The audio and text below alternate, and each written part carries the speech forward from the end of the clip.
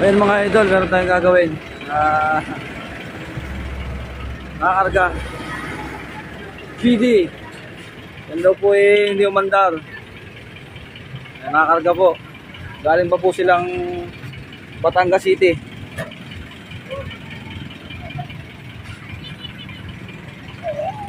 Sir, anong pinatan dyan? CDI at saka karburador. CDI, karburador, ayaw pa rin umandar. Ayaw pa rin umandar. Ayun, sige, tingnan natin mamaya. Yan. GD110. Kailan ito nagawa? Dito lang? Ito lang, pero matagal lang hindi nag-aandar. Matagal na ulit hindi napaandar ulit. Hindi naman itong ang 2 linggo na ay hirap na hirap akong paandarin. Okay, sige. Sabi ka ng mekaniko ay paltan daw na CDI. Ay napalitan na rin na CDI. Bago na. Nasaan yung original? Dala mo? Oo. Sige.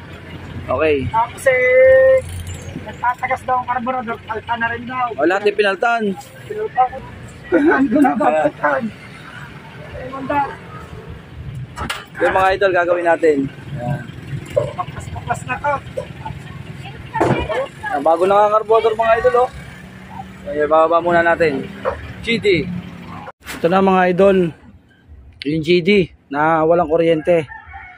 Bago na daw yung CDI. Yan, bago na yung carburetor. Hindi pa rin umandar kasi nga walang nalabas na kuryente. Wala namang kinalaman yung carburetor sa kuryente. Pero kailangan nating malagyan ng kuryente ito. Ito yung mga wiring na nakita ko dito. Putol-putol ang gagawin ko. Dudugsong ko muna mga idol. Babalik muna natin sa dati para ma-troubleshoot natin. Mas madali tayo mag-troubleshoot at tuturo ko sa inyo kung paano mag-troubleshoot ng GD110. Yung unang hakbang para sa kung sakaling makagawa kayo ng ganito. Alright? Idugsong muna natin yung mga pinutol nila.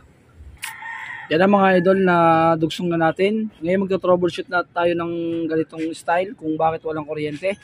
Ang una natin dyan, kailangan lagi tayong may battery at may karga ang battery natin para mas madali tayo mag-troubleshoot. Ilalagay na natin yung ground. Yan yung ground, ito yung positive. Yan muna natin nakarekta ng konti para kung kayo na may natatakot at baka masunog, ang gawin nyo, maglagay lang kayo ng konting hilom or yung ito, ganitong wire na konti, maliit lang para kung sakaling may mag-shorted, madali siyang madaling apulahin yung kanyang yung pagka-grounded.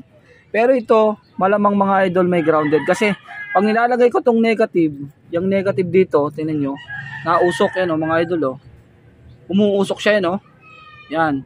Ibig sabihin mayroon tong grounded na yan may grounded dito sa mga wire na to kaya wala siyang kuryente. Hahanapin natin kung ano yung nakadikit kung bakit grounded.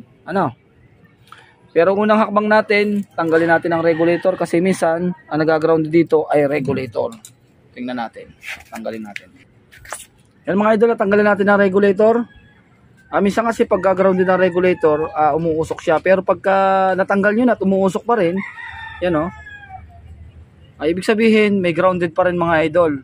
Kaya hanapin natin kung saan tayo mag-troubleshoot.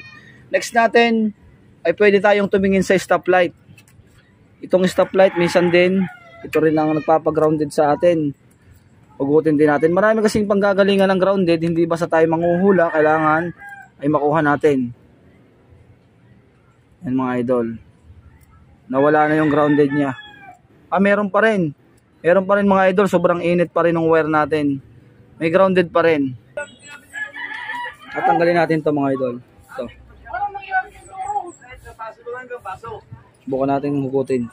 Minsan kasi dito may grounded. Pag ito hindi lumaban, sa milyahe yan.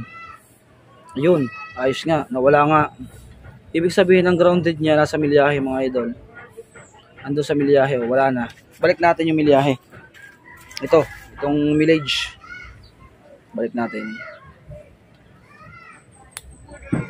Yan.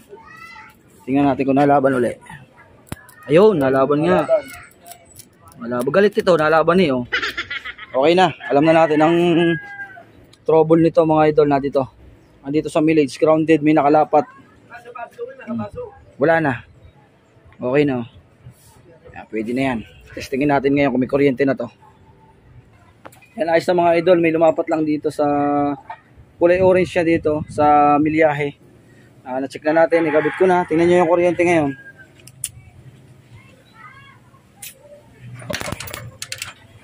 Meron na. Babalik natin yung dating CDI, testingin natin kung ayos pa. Ito yung dating CDI, testingin natin kung ayos pa to. Ito mga idol, testing. Ayun, ayos pa.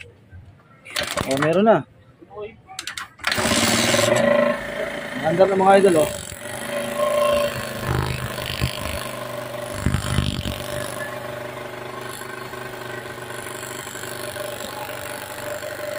Ayos na.